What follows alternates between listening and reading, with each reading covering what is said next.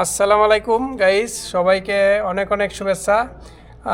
ঈদুল আজহার অনেক অনেক শুভেচ্ছা সবাইকে। ঈদ মোবারক।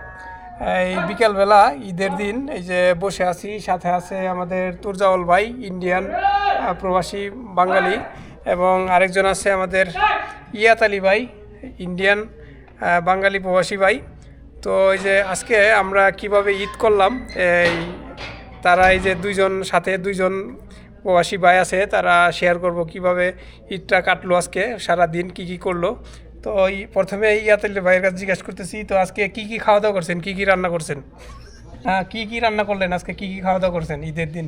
বিরিয়ানি খাইছি, তারপরে আর সামাই, লাচ্ছা সামাই, আর কি পায়েস রান্না করেছিলাম। তো একাই খাওয়া দাওয়া করছেন না কেউ দাওয়াত দিয়েছিল? দুজন মিলে খাইছি। দুজন মিলে? হ্যাঁ।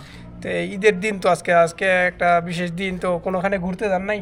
না, কোথাও যাইনি ঘুরতে। মাগরিবের নামাজ পড়ে যাবো একটু। তো ঘোরার মূলত জায়গা আছে, আমরা যেখানে থাকি এখানটায় কোনো ঘোরার জায়গা আছে আপনার? যাই একটু আছে আশেপাশে, একটু ঘুরে আসবো মাগরিব বাদে বাস। তো ঘোরার জায়গা ওইরকম বলতে তেমন নেই, কোনো সৌন্দর্য স্থান, শুধু মরুভূমি আশেপাশে।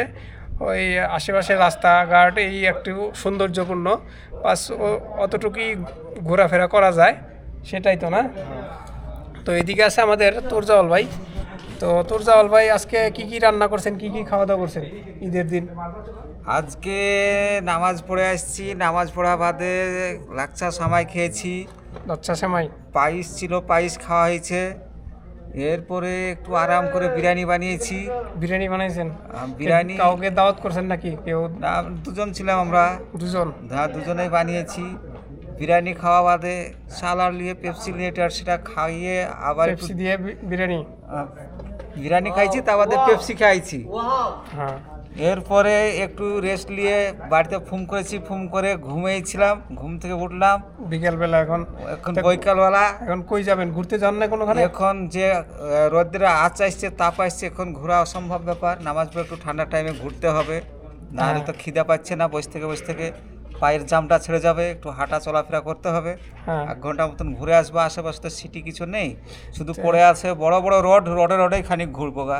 আশেপাশে মরুভূমি নাকি? আশেপাশে চারিদিকে খালি বালু আর বালুর মরুভূমি, অন্য কিছু নাই। কাকে দেখবো আর কোথাও যাব, দেখার মতো সৌন্দর্য জায়গা নেই, শুধু রোডে একটু রান করা হবে, বাস এইটুকু। তো ওই যে প্রবাসের ঈদ কেমন লাগছে, কেমন কাটতেছে? বাড়ির থেকে ভালো না? বাড়ি থেকে একদম ড্যামেজ। বাড়ি থেকে, হ্যাঁ, বাড়ি থেকেও সৌন্দর্য লাগে না। বাড়ির মতন কি হয়, কিন্তু কিছুটা ভালো। অন্য জায়গা সিটি হলে কিছুটা ভালো হতো। আমাদের এখানে সিটি তো নয়, শুধু মরুভূমি জায়গা। যেটা করছি, বাসার ঘরের মতন ঘুরে ফিরে বেড়াচ্ছি, আর এইখানটায় খাচ্ছি।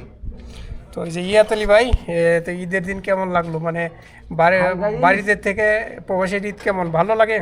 বেশ মোটামুটি একটুকু ভালো। একটুকু ভালো? বাড়িতে কি আরো অনেক ভালো? হ্যাঁ, দেশে এনজয়টা বেশি হয় আর কি। দেশে এনজয় বেশি হয়। তো গাইস, এই যে আমাদের প্রবাসীদের ঈদ কেমন কাটে, কেমন যায়, সেটা কিছুটা শুনতে পেলেন। আমাদের দুইজন প্রবাসী ভাই বললো কিছুটা, যে কপারের তলা একটা খেয়েছে ক্যামেরা ঘুরে। হ্যাঁ, তো প্রবাসে ঈদটা কেমন কাটে সেটা একটু বলার চেষ্টা করলো দুইজন প্রবাসী ভাই।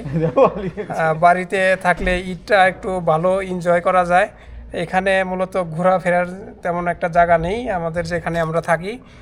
তো আশা করি ব্লগটি আপনাদের কাছে ভালো লেগেছে।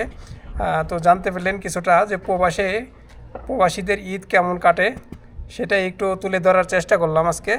তো সবাই ভালো থাকবেন, সুস্থ থাকবেন, আল্লাহ হাফেজ।